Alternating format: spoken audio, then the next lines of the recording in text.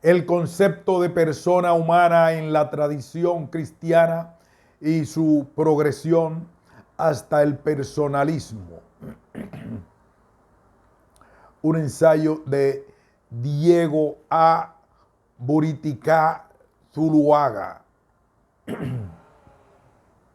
Resumen: en un renovado interés en los asuntos concernientes a la persona humana desde distintos campos de las ciencias humanas. El concepto de persona, tan usado por las ciencias del espíritu, tienen una profunda raíz en la teología cristiana occidental que muchas veces es desconocido. Esta raíz cristiana que ha configurado no solo el concepto, sino además una reflexión en torno al valor y dignidad del hombre, ha sido retomado por varias escuelas de pensamiento, entre ellos el personalismo, que influye de manera capital en el corpus teológico. En el corpus teológico del pensamiento de grandes teólogos de los siglos XX y XXI. En la presente investigación se propone redescubrir el trasfondo cristiano del término y conocer la transformación del mismo en el transcurso del pensamiento occidental, marcado por una gran necesidad de afianzar el sentido de la vida a través de una revisión cronológica y bibliográfica de los momentos más relevantes del pensamiento cristiano occidental, en los cuales hizo hincapié en el concepto propuesto. La investigación propone, en su conclusión, comprender la relevancia de la reflexión sobre el significado de la dimensión teologal relacional de la persona humana en este tiempo.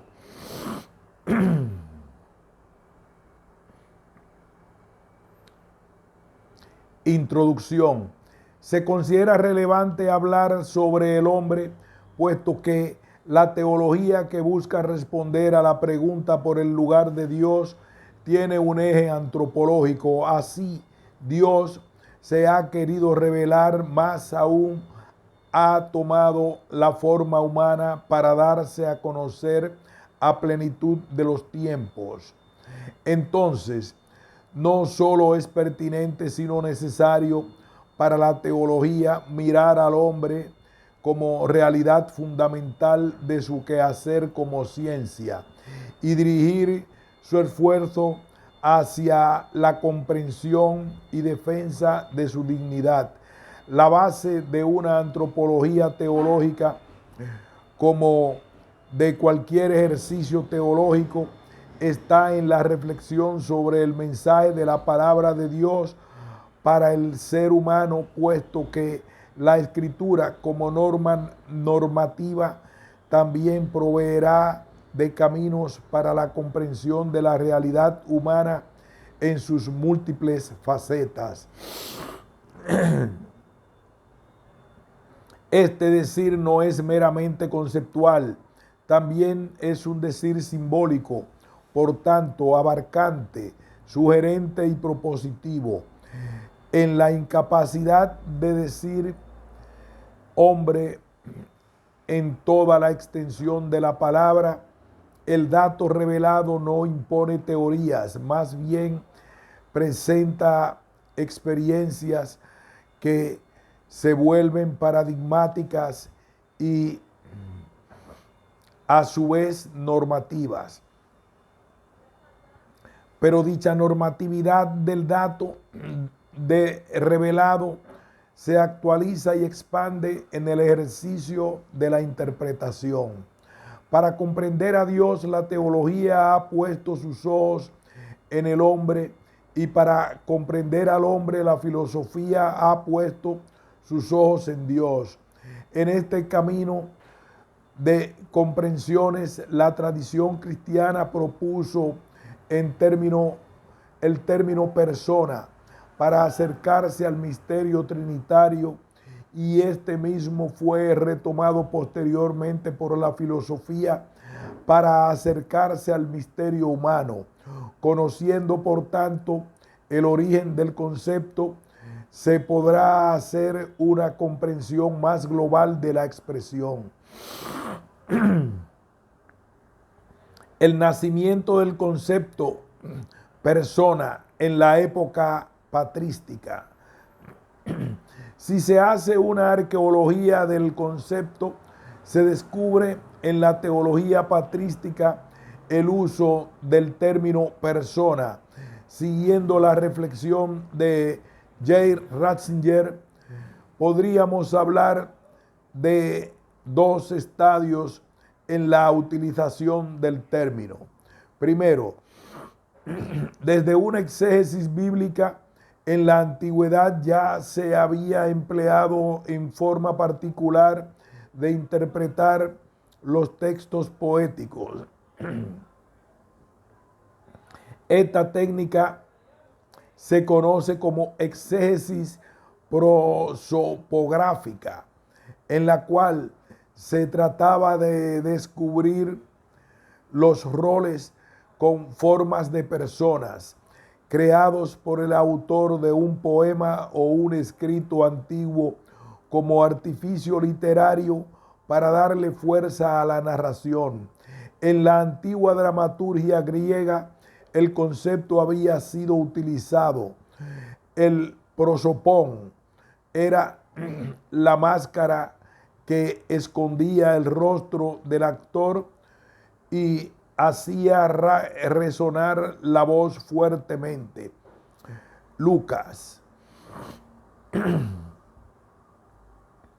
Los padres de la iglesia y escritores eclesiásticos utilizaban la misma técnica de interpretación y descubren en varios pasajes de la Biblia la aparición de este fenómeno. Es así como Justino, leyendo los relatos de la creación y algunos salmos, descubre el uso de roles o prosopas en algunos pasajes en los cuales Dios habla en plural, pero como lo analiza Ratzinger,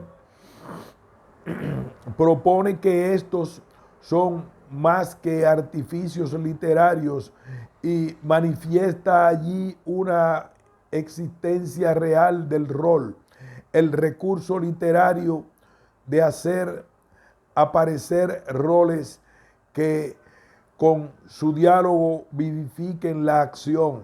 Descubre al teólogo aquel que juega aquí un verdadero rol, el logos, el prosopón, la persona de la palabra, que es algo más que rol, que es persona. Segundo, las disputas trinitarias. Para los primeros teólogos, la reflexión giraba en torno a Dios. Su preocupación fundamental es defender la fe y edificar sus bases desde el discurso imperante en el medio en el que vivían. El lenguaje filosófico es un lenguaje necesario para los padres de la iglesia y su urgencia consistía en la necesidad de justificar la fe en Dios de Jesucristo con las categorías que tenían a la mano. Si la fe cristiana hubiera seguido anclada al mundo judío, seguramente usaría la Torá como instrumento único de justificación y explicación. Pero por salir de las fronteras del judaísmo, los primeros cristianos se enfrentaron a un mundo hostil y diverso, no solo por las costumbres, sino en términos del pensamiento. Era necesario, por tanto, realizar una especie de purgación de dicho método para explicar la fe. La Torá ya no es suficiente para hablar de esta perspectiva. Había que llevarla a estadios distintos como el del discurso filosófico, eso sí, haciendo las debidas salvedades. En realidad no fue un ejercicio novedoso para los cristianos porque ya en el siglo I Filón de Alejandría trató de hacer una síntesis entre el pensamiento judío y la filosofía griega e hizo comentarios principalmente del Pentateuco con la versión de los 70, con la versión de los 70. El mismo Tertuliano, Cartago, 155-220 aproximadamente, supo hacer del latín una lengua teológica, acuñando fórmulas cuyo valor es permanente. Pues bien, de la teología, que es estudio sobre Dios, brota la antropología, estudio sobre la persona.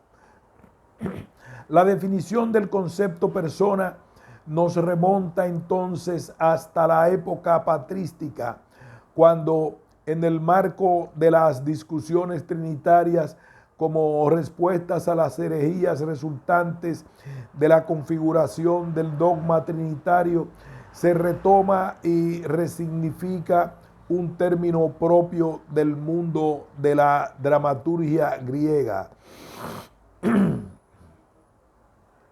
El término persona se convirtió en una forma conceptual adecuada en la definición del dogma cristológico, en el cual se proclama la realidad de una persona divina subsistente en dos naturalezas, humana y divina, y a su vez del dogma trinitario cristiano, del cual se sostiene la realidad de un solo Dios subsistente en tres personas. Lucas. Tertuliano, quien desempeñó un determinante papel en la definición de dicho dogma y para referirse a la distinción dada entre las tres personas divinas, es el primero que utiliza el término griego prosopón, persona, para referirse a la Trinidad en sentido de distinción, no de división, entidades como la presentación concreta de un individuo en cuanto tal. Por su parte, Basilio el Grande de Cesarea, entre los padres griegos, bastante reconocido en la defensa del dogma trinitario, utiliza la palabra persona sin ningún problema, ajusta la distinción entre hipóstasis y ousia para hacer una comprensión del misterio trinitario. Es indispensable saber con claridad que así como quien deja de confesar la comunidad de esencia o de sustancia cae en el politeísmo, así también quien no reconoce la propiedad de hipostasis se deja arrastrar al judaísmo, porque es preciso que nuestra mente se apoye, por decirlo así, sobre una sustancia y que después de formarse una impresión clara de sus características, llegue al conocimiento de lo que desea. Porque supongamos que no advertimos la paternidad ni tenemos en cuenta a aquel de quien se afirma esta propiedad. ¿Cómo podremos admitir la idea de Dios Padre? Pues no obsta enumerar las diferencias de personas. hay que confesar que cada persona, prosopón, existe en una sustancia verdadera, en una hipóstasis real. Basilio Magno, citado por Cuastén, 2001. Otro padre capadocio, Gregorio de Nacianzo, utiliza también el término prosopón sin importar la confusión con el término hipóstasis. 3. En cuanto a propiedad o hipóstasis, si alguno prefiere llamarle así, o personas, prosopón, pues no reñiremos por cuestión de palabras, siempre que las sílabas tengan el mismo significado, pero uno solo en cuanto a la sustancia, es decir, en cuanto a la divinidad. Griego de Nacianzo, citado por Cuastén. Por su parte, Agustín Hipona, 354-430, considera el término persona como un simple vocablo usado para decir qué es la Trinidad. Aún así, recoge de Trinitate su reflexión sobre el sentido teológico de persona, básicamente como relación, capacidad de apertura y diálogo. Lo propio entonces de la persona para Agustín es lo relacional y lo relativo que une al Padre con el Hijo y con el Espíritu Santo. El diálogo es otro componente en la noción de persona en Agustín, tanto con el tú individual como con el tú trascendente, Dios. Así pues, en el contexto de los escritos patrísticos, el concepto entonces fue adquiriendo un nuevo sentido después de surgir como una respuesta a la necesidad del cristianismo de comprender y comprenderse dentro del contexto del pensamiento antiguo, descubriendo en la filosofía griega con su terminología y esquemas un camino acertado para expresar su fe. Es necesario también tener en cuenta otros términos que ayudaron a entender el alcance del concepto persona, pues en el transcurso de las disputas teológicas, su sentido más antiguo, prosopón, máscara, perdió valor y se identificó con el término griego hipóstasis, y el cual fue traducido al latín directamente con el término substancia.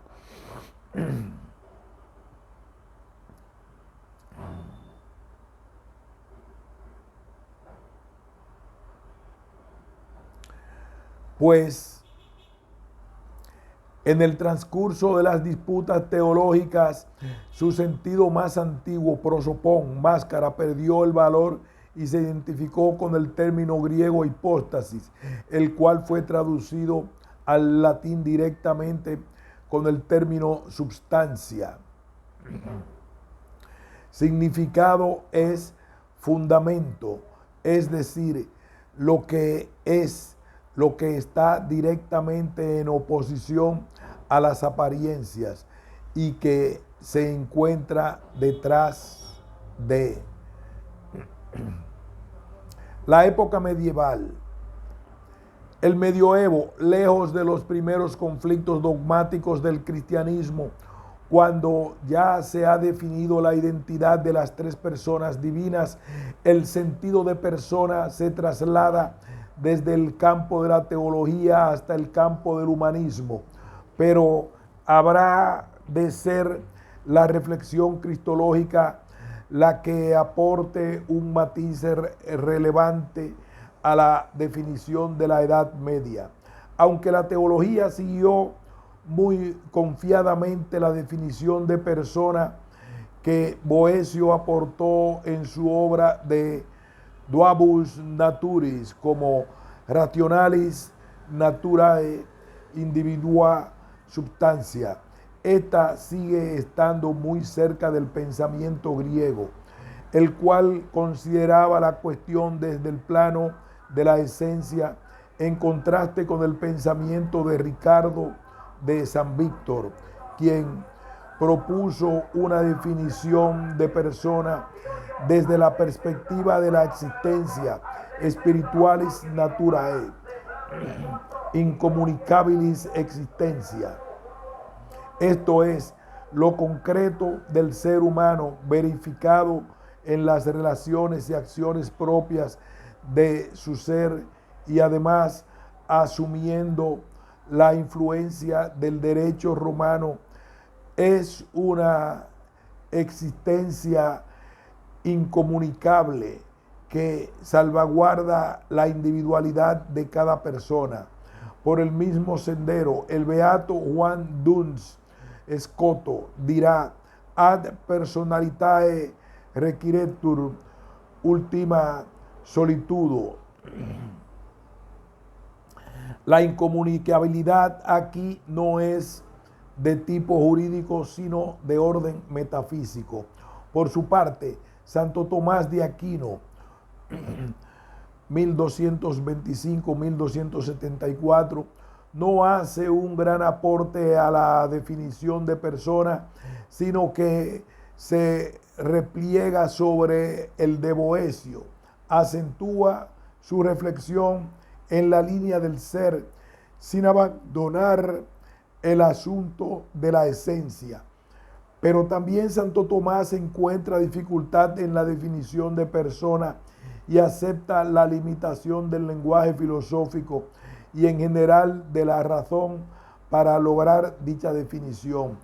Dice Fuster: no existe entonces para el Aquinate concepto de persona, porque la persona no es una esencia, pero también capta que la esencia racional del hombre también constituye a la persona. Aquí radica la paradoja, el misterio y el gran desafío para el pensamiento.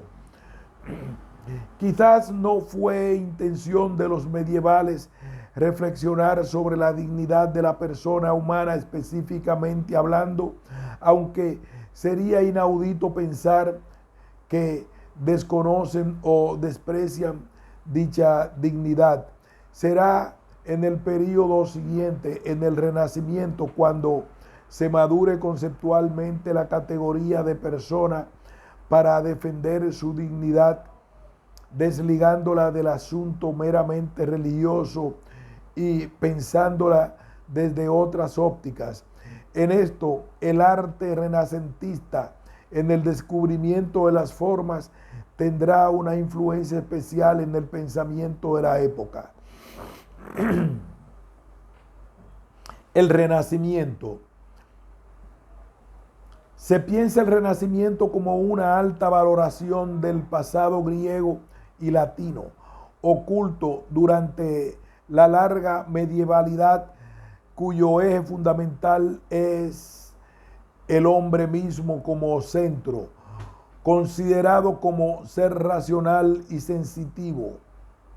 También se le puede considerar, junto con Miguel Granada, como el retorno a la edad de oro, recurriendo a la forma como la Florencia del siglo XV interpretaba el movimiento cultural que estaba viviendo. Petrarca es, por tanto, quien formula por primera vez la contraposición entre la antigüedad precristiana luminosa y la edad oscura de tinieblas que se extiende hasta el presente, quien, más allá de motivos religiosos y políticos, identifica en la cultura escolástica universitaria el componente cultural radicalmente negativo de la Edad Oscura, quien concibe su actividad cultural como una batalla consciente y de resultado incierto contra la cultura de las tinieblas en pro de la resurrección o renacimiento de la luminosa cultura antigua. Se consideraban humanistas quienes se dedicaban de modo específico al descubrimiento de dichos tesoros de las dos grandes civilizaciones antiguas que marcaron el pensamiento y arte de Occidente, Grecia y Roma. El humanismo, iniciado específicamente en el Renacimiento, fue en ese momento particular una cuestión de libros, de traducciones, de descubrimiento.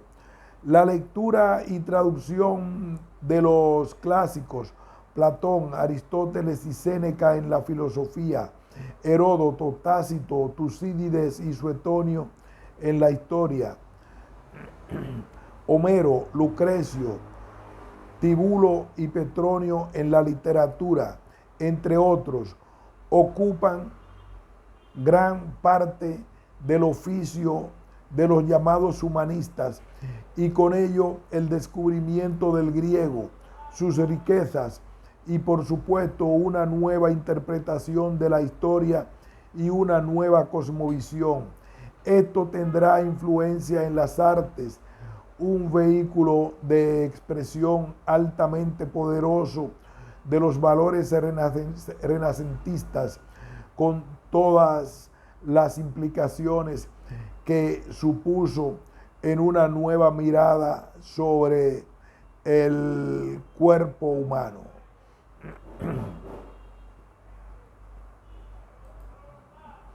Desde la perspectiva filosófica, el Renacimiento buscó una reivindicación del hombre como persona, es decir, como individuo, como sujeto creador, y pretendía rescatar el dominio de la teología, la reflexión sobre el ser humano. De modo específico, la idea de superioridad en el ámbito de lo creado por ser el animal racional. Si bien es cierto que la teología había sentado los presupuestos de la reflexión sobre el ser humano como antropología teológica, esta alcanzará un desarrollo sistemático hasta la modernidad, pues era necesario pasar por la óptica propia del Renacimiento para hacer una comprensión más completa. Los renacentistas piensan al hombre no solamente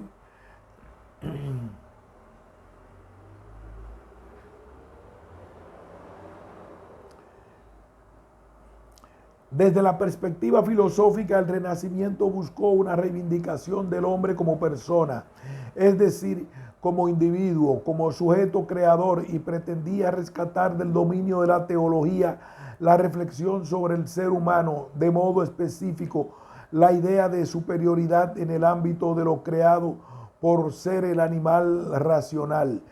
Si bien es cierto que la teología había sentado los presupuestos de la reflexión sobre el ser humano como antropología teológica, esta alcanzará un desarrollo sistemático hasta la modernidad, pues era necesario pasar por la óptica propia del Renacimiento para hacer una comprensión más completa. Los renacentistas piensan al hombre no solamente desde la dimensión religiosa, acento propiamente medieval, sino que ponen en particular interés en la mundialidad o terrenalidad del ser humano. No se podría hablar de un olvido o rechazo de la trascendencia. No sobran los motivos religiosos, las referencias o conceptos o temas derivados de la teología que vienen muy bien a las reflexiones renacentistas, y ni ¿Qué decir de las disputas entre distintas corrientes del pensamiento, actitud propia de los renacentistas, derivada de las preguntas fundamentales de la patrística y del estilo propio de las escuelas catedralicias y de las posteriores universidades medievales, sino más bien de una ampliación de la perspectiva como ocurría con el arte. Dice Rubinstein, en el mundo de los humanistas era un mundo en el cual los conceptos cristianos tradicionales se impregnaron de una luz desconocida procedente de la filosofía pagana. El resultado fue un rechazo de las ideas cristianas, sino un intento de reinterpretación, de descubrir una armonía básica subyacente a todas las religiones y a todas las filosofías. Entre los grandes humanistas renacentistas destacamos a Pico de la Mirandola, quien a través de la Oratio de Hominis Dignitate hace una declaración de la alta dignidad de la persona. Retoma elementos propios de la teología medieval, pero lleva su argumento a instancias más arriesgadas, como la indeterminación en el destino de cada ser humano por su carácter racional, capacitándolo para responder de manera particularísima a las vicisitudes propias del destino, distinto a la determinación instintiva propia de los animales. Lo relevante aquí es el uso de la razón en dicha indeterminación. Por supuesto, aquello de naturaleza indeterminada no sonaba muy bien a las autoridades eclesiásticas de la época, tal vez demasiado liberal, razón por la cual de la Mirandola sufrió algunas persecuciones y fue requerida su retractación. La reflexión sobre la persona humana fue más allá de los términos en los que se planteó en el principio, teológicos, y hace énfasis en su carácter relacional. Por lo menos en el Renacimiento, la idea de persona referido al ser humano trata de establecer los criterios suficientes y necesarios para demostrar la relevancia de éste en la creación por encima de las demás criaturas. Comentando la Oratio de la Mirandola, dice Papacini: a juicio del filósofo humanista, el hombre es el único ente con el poder y la capacidad de llegar a ser lo que puede, quiere y debe ser.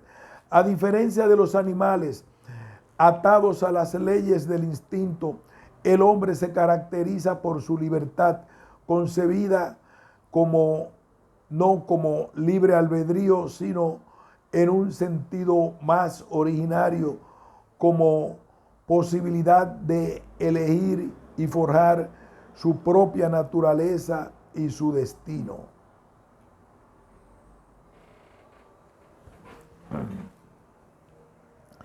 El renacer de la noción de persona en el pensamiento contemporáneo.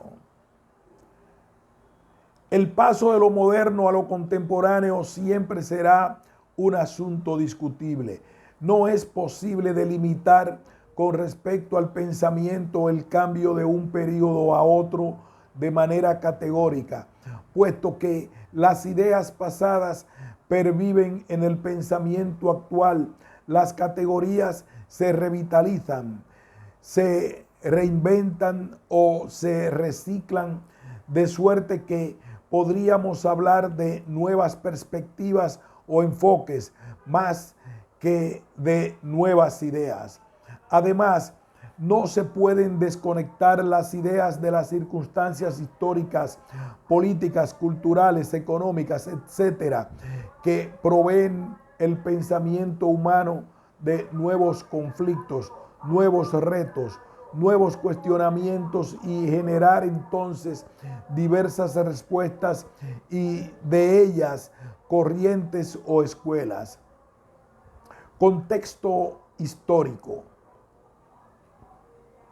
En términos generales, se considera el pensamiento contemporáneo como una postura crítica frente al idealismo alemán y su suprema ambición racionalista, ya sea para atacarlo o para acogerlo. Ocurre en el pensamiento contemporáneo un cambio de perspectiva frente a la persona humana. El sujeto cartesiano, aunque se refiere al sujeto humano, no puede ser identificado con la persona de la cual se ha hablado la tradición cristiana, tanto medieval como renacentista. El sujeto de la modernidad es el yo, el espíritu de la conciencia como principio determinante del mundo del conocimiento, de la acción. Avangardo, 1994. La diferencia radica particularmente en lo relacional, poco relevante en el sujeto de la modernidad, pero vital en la comprensión de la persona. Desde el Renacimiento se había utilizado el término de un sentido ético-político que insistía en el valor absoluto de la persona y en sus relaciones de solidaridad con otras personas. Avangardo.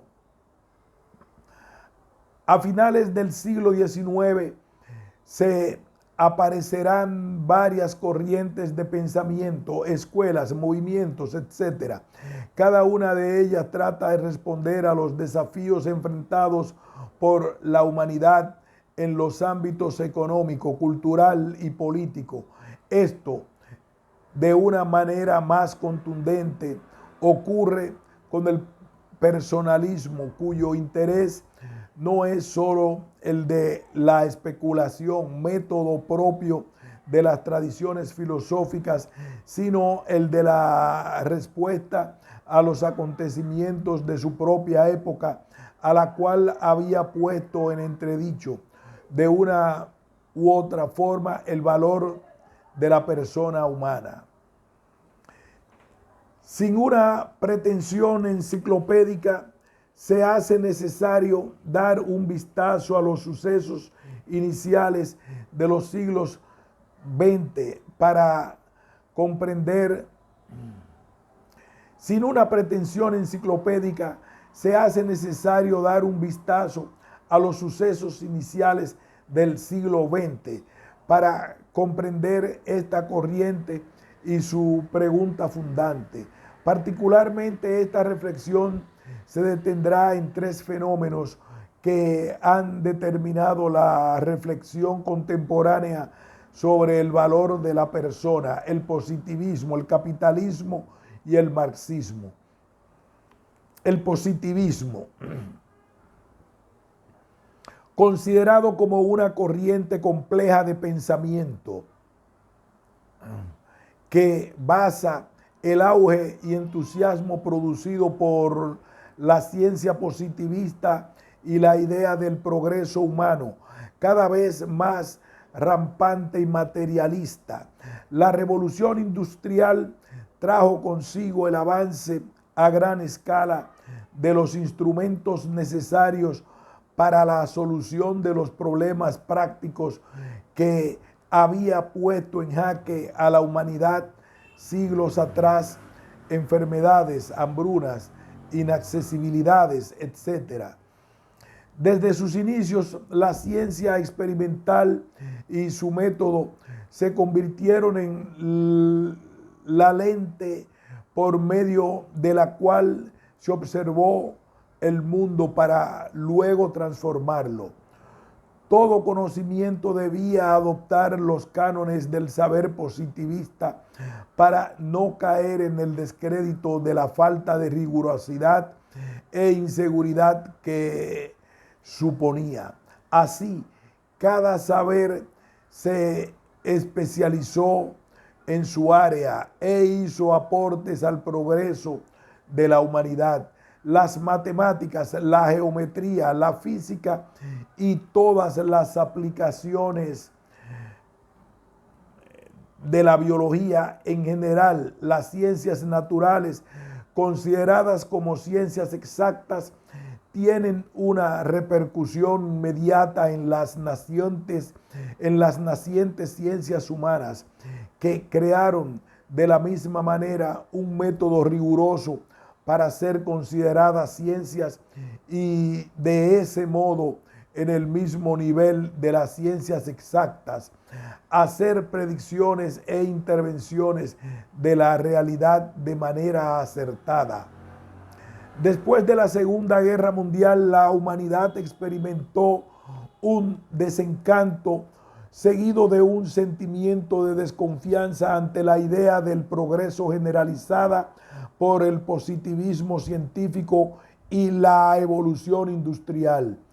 Los avances científicos no solamente no fueron capaces de traer el avance prometido, sino que aumentaron los males porque produjeron fuerzas de exterminio utilizadas en la guerra. Surgen las preguntas sobre la validez y la pertinencia del saber positivo para comprender el fenómeno humano y encauzarlo en un camino de restauración después de la debacle bélica de la Segunda Guerra Mundial. Se enfrentaron los prejuicios entre el saber científico. Surgen las preguntas sobre la validez y la pertinencia del saber positivo para comprender el fenómeno humano y encauzarlo en un camino de restauración después de la debacle bélica de la Segunda Guerra Mundial.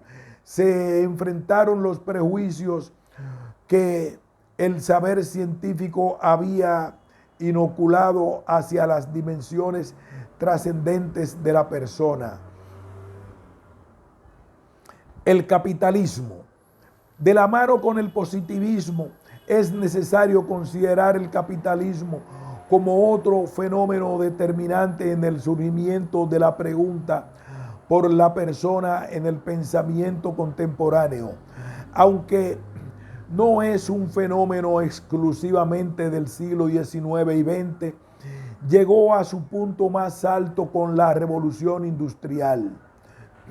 Se podría considerar la historia del capitalismo unida a las nuevas formas de comercio, de acumulación de capital, representado en fuerzas de producción, que luego serán nuevas formas de conquista.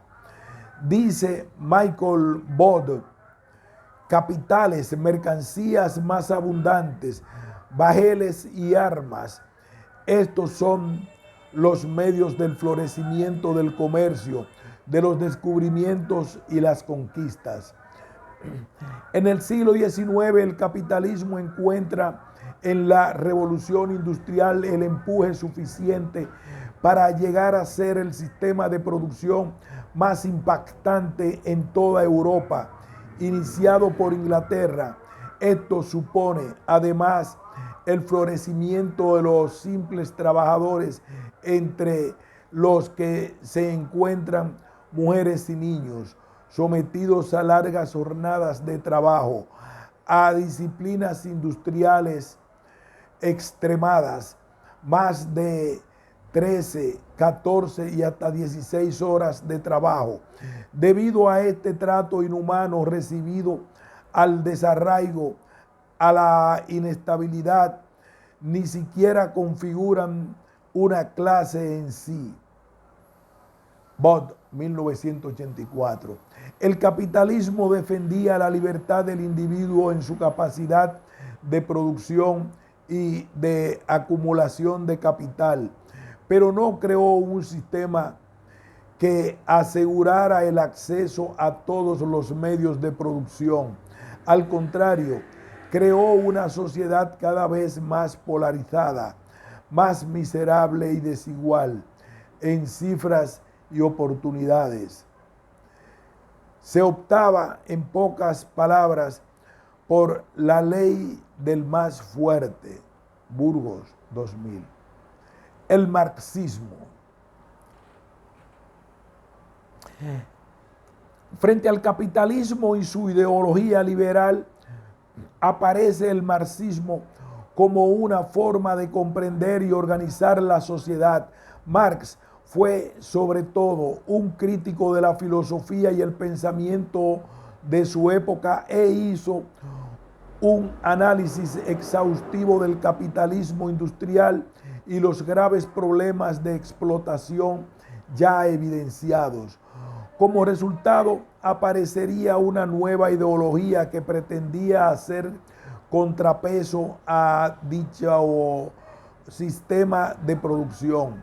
El marxismo planteó la necesidad de abolir el capitalismo y su idea de propiedad privada como sistema de acumulación de capital y de los medios de producción del mismo en unos pocos, generadora de miseria, explotación y marginación, y propuso realizar el cambio de un sistema social comunista en el que se elimine la propiedad privada, que se entregan los medios de producción al Estado, que sirve como garante de la equidad en la producción y uso de los recursos y las ganancias, y se eliminarían los males producidos por el capitalismo.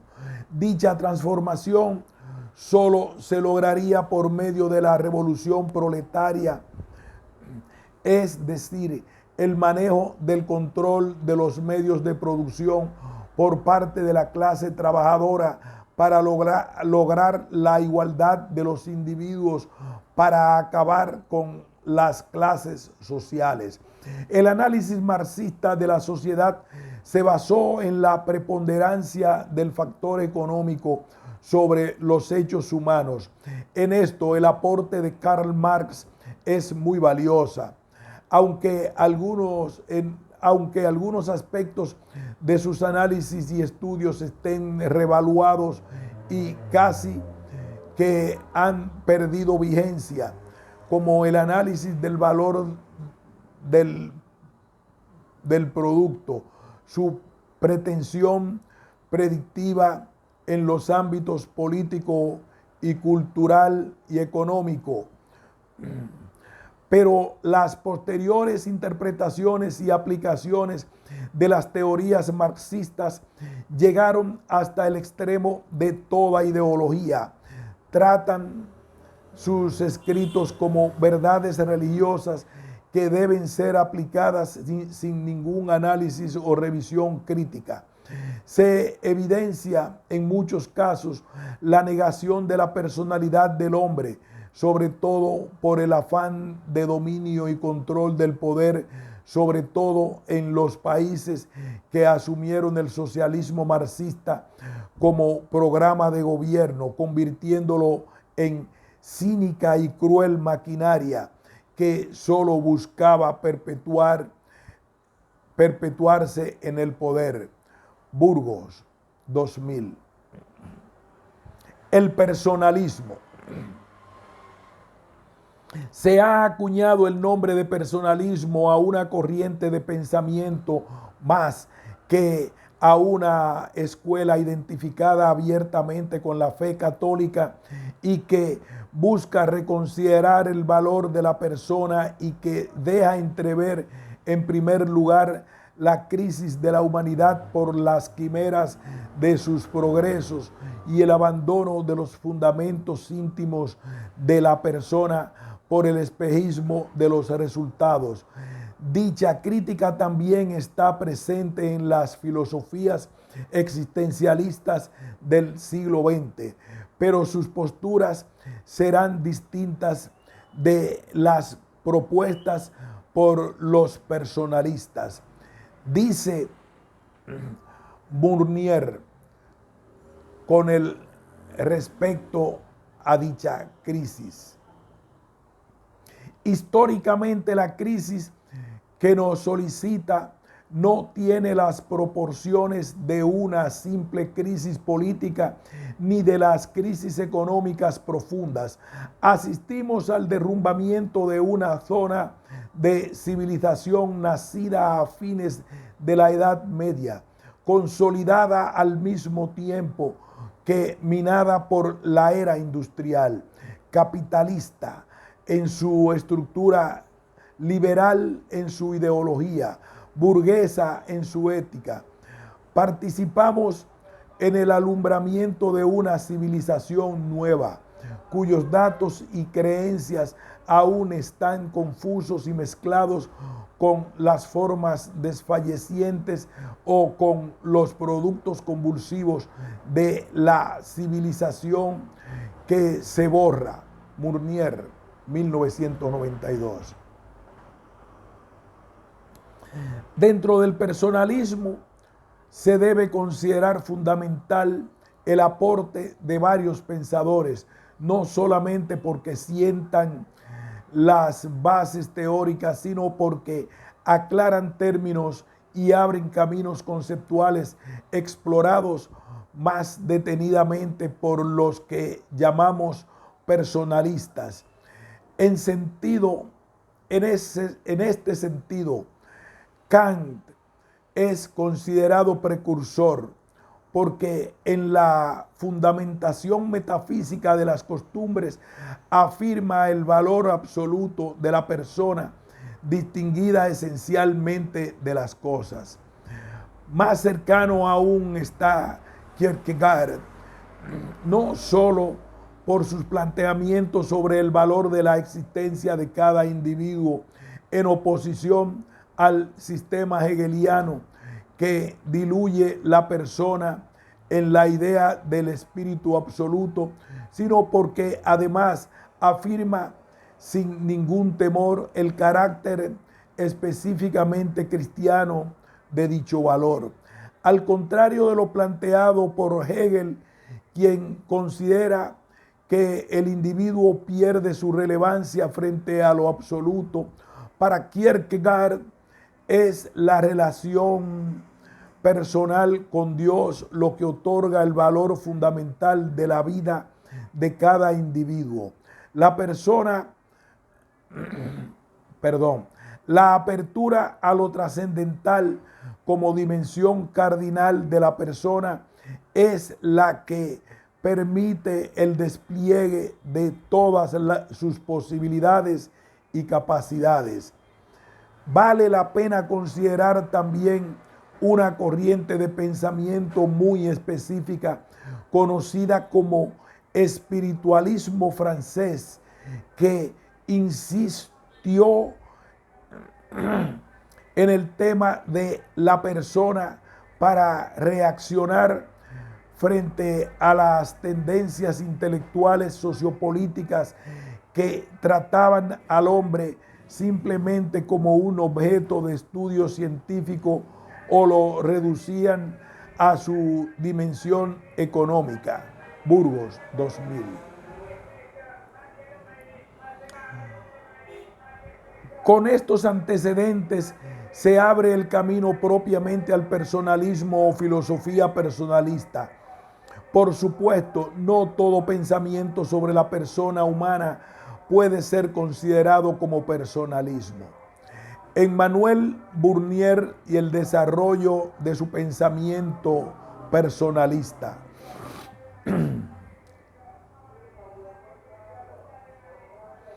La figura de Emmanuel Mounier tal vez no es la más relumbrante en el ámbito de la filosofía europea, quizá porque su interés más que teórico o académico, es práctico.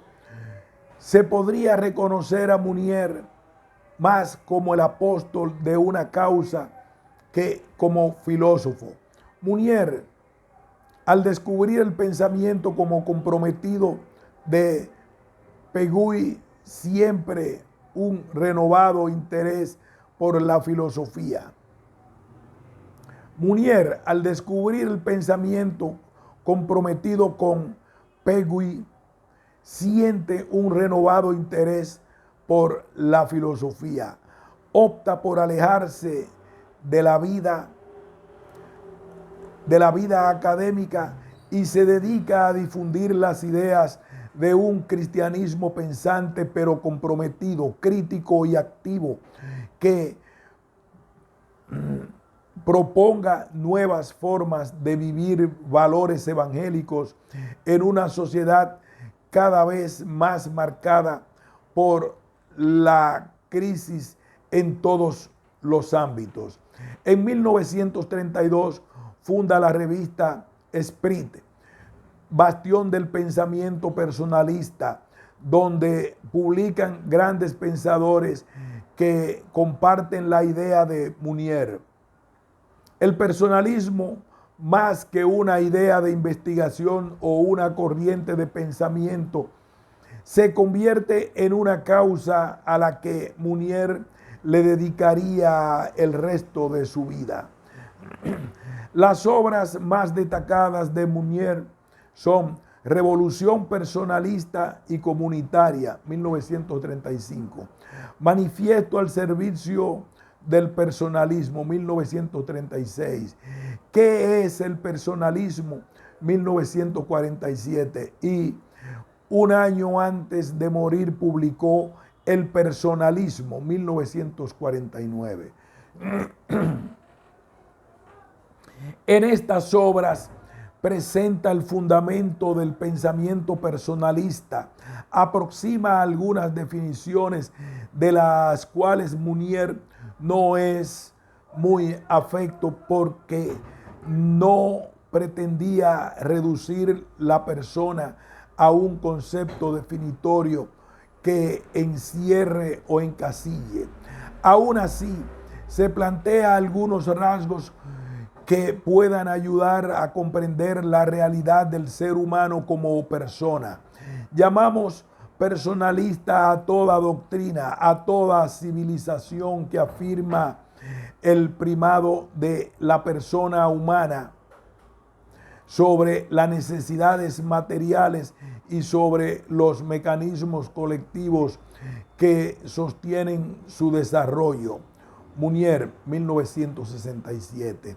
Se evidencia la influencia de Maritain sobre todo en lo que respecta a la noción de personalismo comunitario, en tanto que se comprende la persona desde su carácter relacional y por lo tanto constructor de comunidad, desde donde se define y se entiende.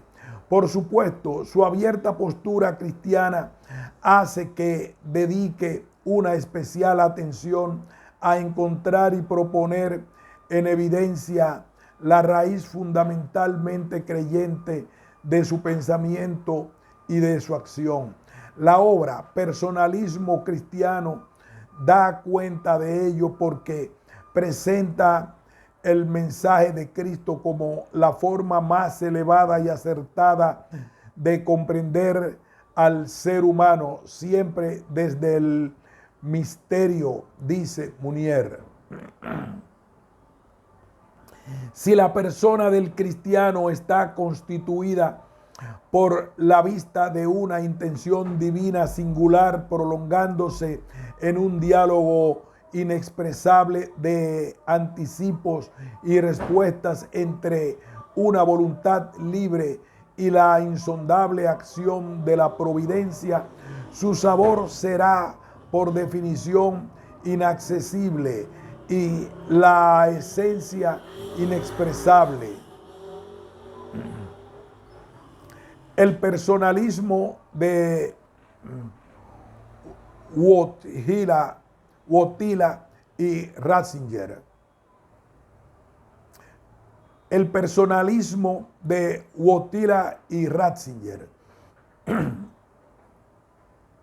La aparición del personalismo personalista en el mundo de las ideas en Occidente atrajo a muchos pensadores con una fe común, el cristianismo, aunque de diferentes extracciones, ocupaciones e inclusive con distintos métodos, cada uno de ellos con la recolección de criterios comunes de la reflexión sobre el valor de la persona humana. Ha vigorizado un punto de partida y elemento transversal a la vez, la persona para la reflexión sobre tantos y tan variados asuntos relevantes en la época que se debate en la tensión entre el valor de las cosas y el de los seres humanos. El personalismo de Wojtyla y Ratzinger. La aparición del pensamiento personalista en el mundo de las ideas en Occidente atrajo a muchos pensadores con una fe común, el cristianismo, aunque de diferentes extracciones, ocupaciones e inclusive con distintos métodos, cada uno de ellos con la recolección de criterios comunes de la reflexión sobre el valor de la persona humana, ha vigorizado un punto de partida y elemento transversal a la vez la persona para la reflexión sobre tantos y tan variados asuntos relevantes en esta época que se debate en la tensión entre el valor de las cosas y el de los seres humanos. Karol Wojtyla, una de las grandes figuras en el mundo del pensamiento personalista es, sin lugar a dudas, Karol Wojtyla, Juan Pablo II, 1920-2005. Wojtyla hace una propuesta fundamental ya atisbada por los personalistas anteriores, pero sin una fundamentación teórica clara. La necesidad de recuperar la investigación metafísica para la comprensión de la persona. Lo hace desde el reconocimiento de dos órdenes que componen el discurso sobre el hombre en el pensamiento contemporáneo: el orden biológico y el orden preexistencial. Para Wojtyla, la negación de la metafísica, empeño llevado a cabo desde el siglo XVII, reduce el conocimiento del ser humano al orden biológico, que si bien es necesario, no deja de ser recordado porque excluye en definitiva cualquier pregunta sobre el sentido de la vida misma. La biología, como cualquier ciencia natural, y en última el mismo espiritismo en el que cae toda ciencia, solo reconoce las causas mecánicas de la acción del hombre y solo puede dar explicación de la realidad desde este presupuesto. Pero cualquier inquietud por el fin último de la acción humana, cualquier telos, queda de entrada desvirtuado porque el orden biológico no tiene las herramientas, en este caso metafísicas, que posibiliten respuesta alguna. La obra de Karol Wojtyla está inspirada fundamentalmente por Max Scheler. En él se encuentra un fundamento sólido de su pensamiento personalista, particularmente en el método fenomenológico. Asume algunas ideas y revisa otras. Por ejemplo, un sistema ético. Aún así, el pensador polaco se siente deudor del personalismo del pensador alemán, sobre todo en lo que respecta a la idea de persona individual. En su obra Persona y Acción, Wojtyla describe la experiencia de la acción humana desde el bastión de libertad que define a la persona en la medida en que toda acción la tiene como presupuesto. No se comprende solamente como una capacidad de elegir entre una y otra cosa, sino sobre todo como la experiencia de actuar de quien se autodetermina. La libertad es la capacidad de autodeterminación que posee toda persona y que lo constituye como tal. Todo yo quiero auténticamente humano es un acto de autodeterminación y lo es no en abstracto y con independencia de la estructura dinámica personal, sino todo lo contrario, en cuanto contenido firmemente arraigado de esta totalidad estructural.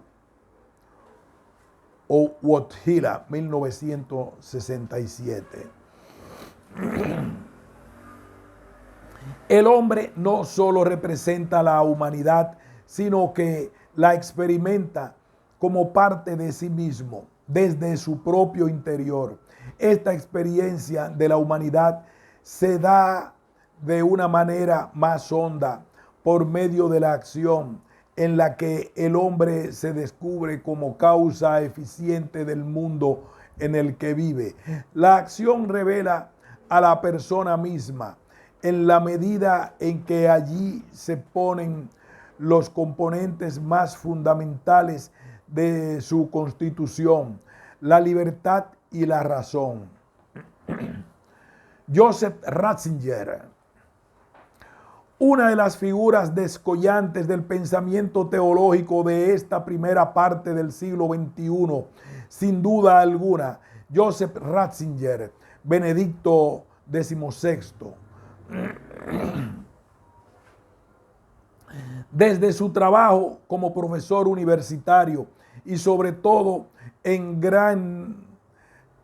su gran obra Introducción al Cristianismo, 1968, muestra la notabilidad que tiene para él la comprensión de la persona humana desde la reflexión teológica. Muestra el cardenal Ratzinger que la teología también da luces invaluables para acceder al conocimiento del ser humano. Los enunciados más relevantes al respecto serán tocados en el siguiente numeral de este capítulo. En otras palabras, y momentos de su trabajo académico, como las conferencias pronunciadas en Tubinga y Münster, tituladas El problema de la transustanciación y la pregunta sobre el sentido de la Eucaristía, el concepto de persona en la teología, respectivamente, profundizó también en el asunto sobre la persona, más aún sobre la génesis del término persona y cómo logra abrirse paso en la teología para expresar el misterio de Cristo. Esto, además, lo lleva a concluir si el cristianismo entiende a Dios como persona, concepto con el cual se expresa fundamentalmente la idea del diálogo, entonces Dios es la relación. Por lo tanto, la persona humana es relación y se comprende desde la relación. La imago Dei expresada por Marcel encuentra en Ratzinger un complemento teológico más profundo. Ratzinger abre el camino de una antropología teológica con presupuestos personalistas muy claros. Para J. Ratzinger, la noción persona surge directamente de la teología desde las preguntas ¿qué Dios y quién es Cristo? Desde esta manera, la reflexión da como resultado algunos aportes relevantes para el pensamiento, tales como la comprensión del fenómeno humano en su extensión, la dimensión estética y jurídica del ser humano en relación con la diferencia entre lo humano y lo animal, las condiciones y particularidades propias de la persona en convivencia, entre otras, asuntos de los cuales se ocupa específicamente la antropología filosófica y teológica. Ratzinger, 1976. Para J. Ratzinger, la noción de persona surge directamente de la teología, desde las preguntas ¿qué es Dios y quién es Cristo? De esta manera, la reflexión da como resultado algunos aportes relevantes para el pensamiento, tales como la comprensión del fenómeno humano en su extensión, la dimensión estética y jurídica y del ser humano en relación con la diferencia entre lo humano y lo animal, las condiciones y particularidades propias de la persona en convivencia, entre otras asuntos de los cuales se ocupa específicamente la antropología filosófica y teológica. Ratzinger, 1976. A modo de conclusión, dimensión teologal, relacional de la persona. A continuación, y para concluir esta investigación, se considerará un aspecto de la definición de persona que encuentra eco en las grandes líneas del pensamiento antropológico. La persona como abierta en relación con lo trascendente. Ya lo habían planteado de una manera categórica los pensadores personalistas de la primera mitad del siglo XX. La antropología teológica despliega de una manera más puntual este asunto y considera a la persona desde dicha dimensión teologal. En la monumental obra Mysterium Salutis, Johannes Feiner propone algunas definiciones para este propósito. Según su esencia concreta, total y única, el hombre debe su existencia a la libre acción creadora de Dios, que le ha elegido y creado para ser su compañero libre. Es ese compañero de diálogo de Dios, ese compañero de diálogo de Dios al mismo Creador ha querido hacer bisexual. Tiene su origen, como todos los demás seres vivientes, en la materia de esta tierra, pero se diferencia radicalmente en los animales porque solo él ha recibido la capacidad y la vocación de responder con obras y palabras a la llamada de Dios, y se encuentra por eso solo él en relación inmediata con el Señor absoluto del mundo. Esa relación con Dios es algo fundamental para la existencia humana, que el hombre no puede prescindir de ella en ningún momento de su historia, por el hecho de haber sido querido por Dios como compañero libre. Podrá afirmar o negar esa relación, pero esta será siempre el fundamento más hondo de su existencia. 1974. Para la antropología cristiana, la capacidad del hombre de ser compañero de Dios hace parte de su existencia. La palabra revelada habla del hombre como compañero libre, capaz de entrar en diálogo con Dios y desde el cual descubre el sentido de su existencia. Pero el drama de la existencia humana se hace evidente en la capacidad para rechazar esa comunicación con Dios. Por eso el compañero libre, aunque así en medio de la posibilidad de rechazar ese diálogo abierto con su creador, la grandeza de su existencia radica en esa capacidad de establecer un diálogo con Dios como con otro. El hombre finalmente reconoce su ser, el hombre finalmente reconoce su ser por la presencia de un otro, un interlocutor para dialogar. La revelación cristiana confiere al hombre la capacidad de encuentro con el otro, la alteridad como condición necesaria para la radical comprensión de sí mismo. Sobre esta forma, como se expone el asunto,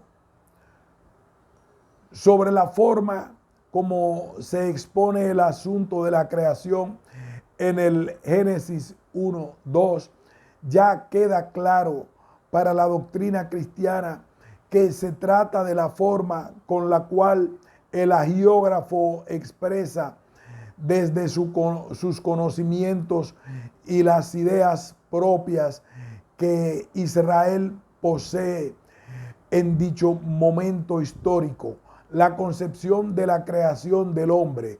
Se resalta aquí que lo relevante a la hora de hablar de la salvación del hombre no es la forma como fue creado, sino la finalidad. Ante todo, el hombre es una criatura de Dios, llamado a establecer una relación con su Creador. Sin esta base sería imposible concebir cualquier posterior doctrina de la salvación. Se dice de una persona que es aquella que tiene la capacidad de creer. ¿Qué significa esta afirmación? Primero, que comprende con J. Ratzinger que el creer es una opción fundamental por la realidad en general. No se trata de la comprensión o el asentimiento racional de una serie de dogmas, doctrinas o enunciados positivos, sino la forma particular de proceder ante lo que se considera real, ante el ser y todo lo que ello implica. Se trata, por tanto, de una aventura, de una experiencia existencial en la cual se involucra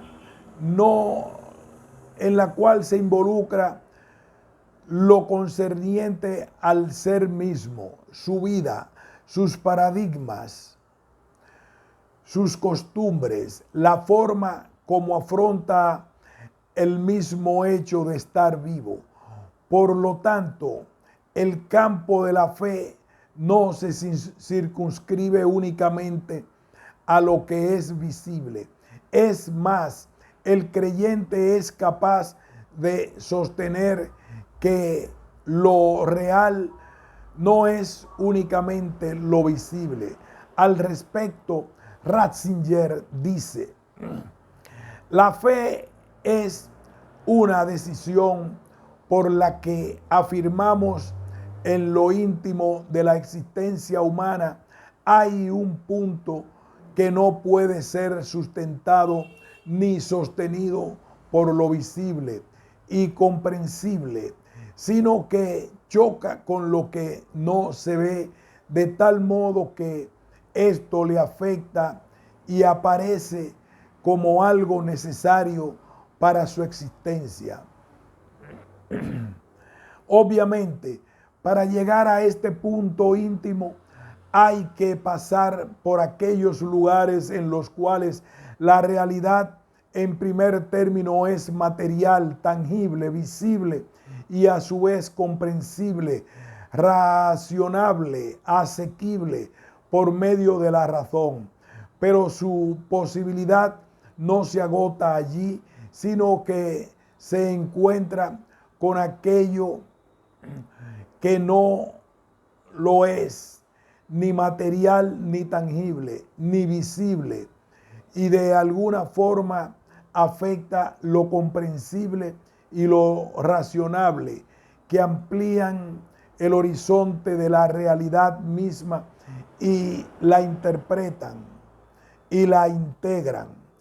Prosigue el autor: es la forma de permanecer del hombre en toda la realidad, forma que no se reduce a saber ni que el saber puede medir. Es la orientación sin la que el hombre estaría sin patria, la orientación que precede al calcular y actuar humanos, y sin la que no podría ni calcular ni actuar, porque eso solo puede hacerlo en el sentido de la inteligencia que lo lleva.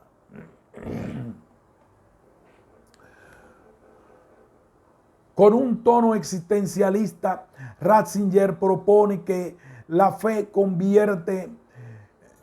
Con un tono existencialista, Ratzinger propone que la fe se convierte en constitutivo ontológico del ser humano. No es posible la comprensión del hombre sin ello.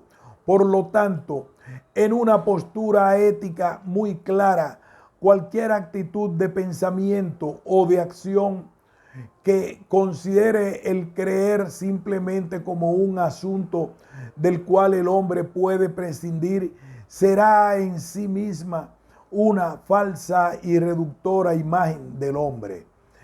Con la necesidad de desmarcar el Dios de Jesucristo del Dios de los filósofos, Ratzinger recurre a la categoría de relación para identificar la novedad de la fe cristiana.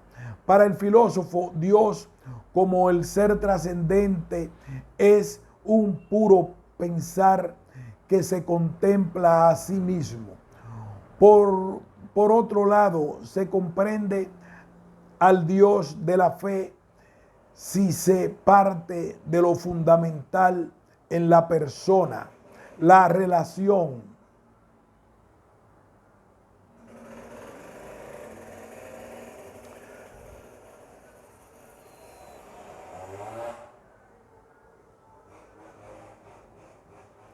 Con un tono existencialista, Ratzinger propone una fe que se convierte en constitutivo ontológico del ser humano.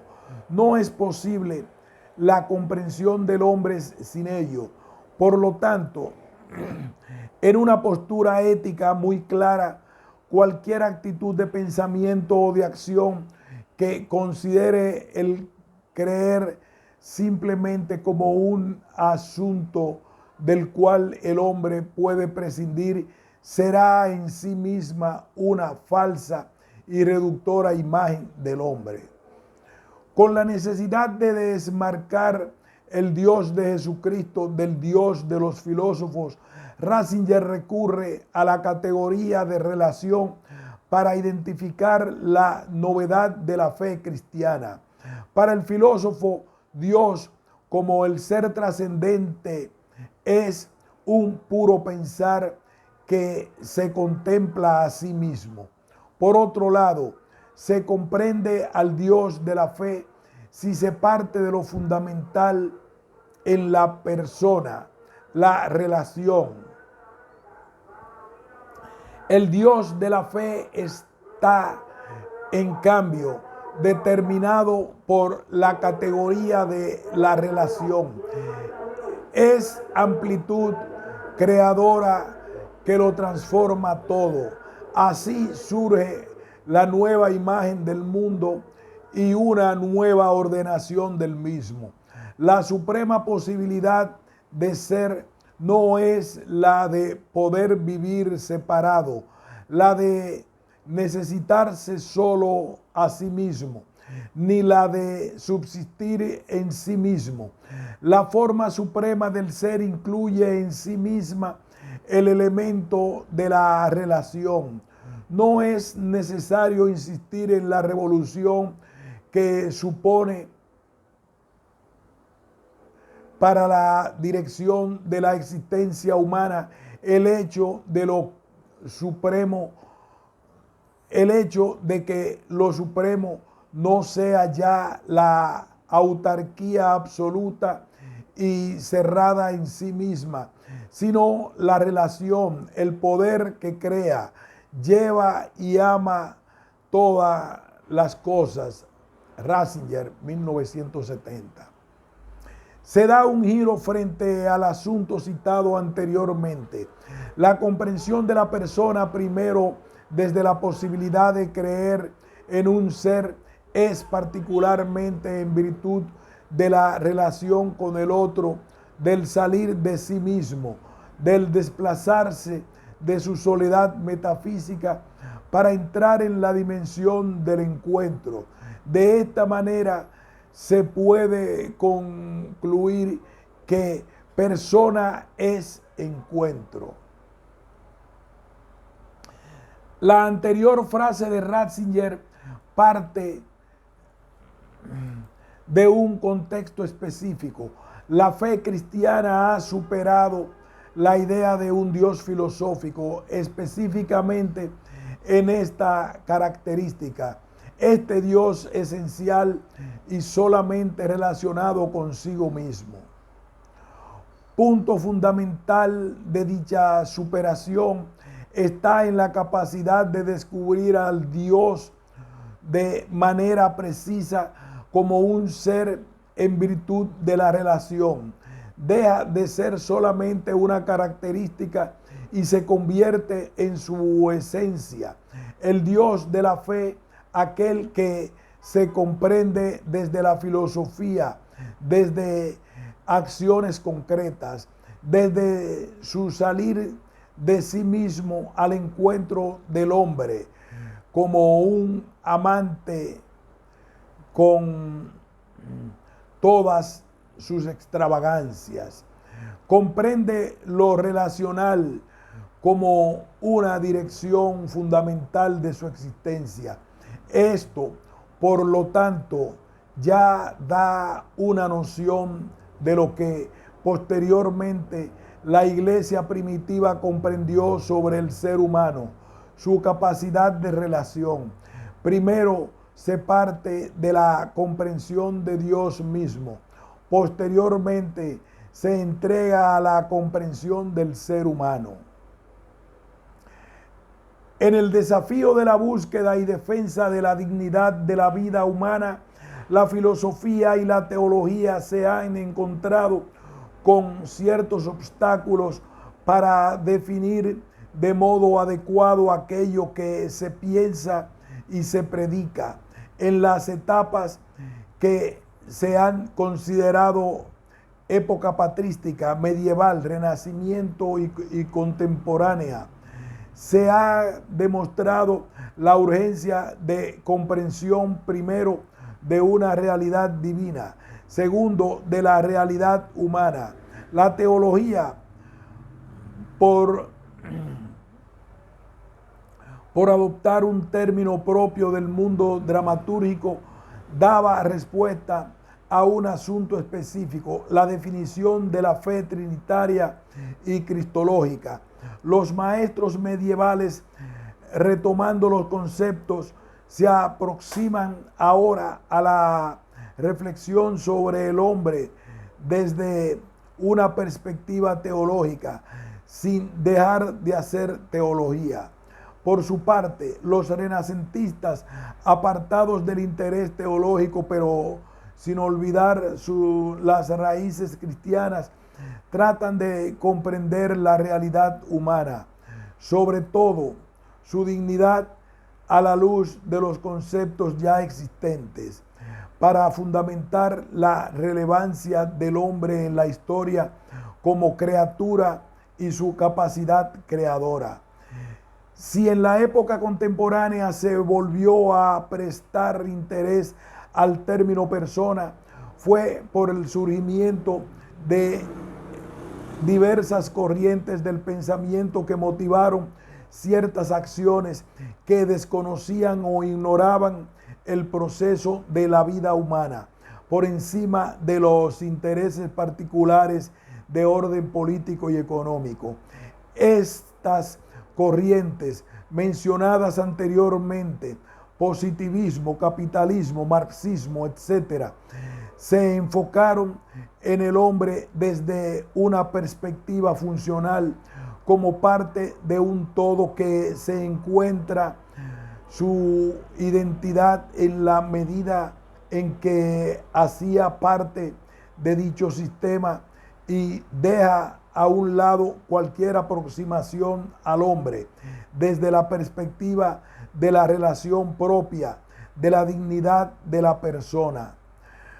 Por destacar la raíz cristiana del término persona, esta investigación propone que es desde la relación donde se encuentra la identidad del ser humano, de un modo fundamental, la relación que define y orienta la verdadera identidad es la relación con el ser trascendente, con quien el hombre establece un diálogo definitivo y que lo abre a sus múltiples posibilidades para responder de manera adecuada los desafíos propios de su condición.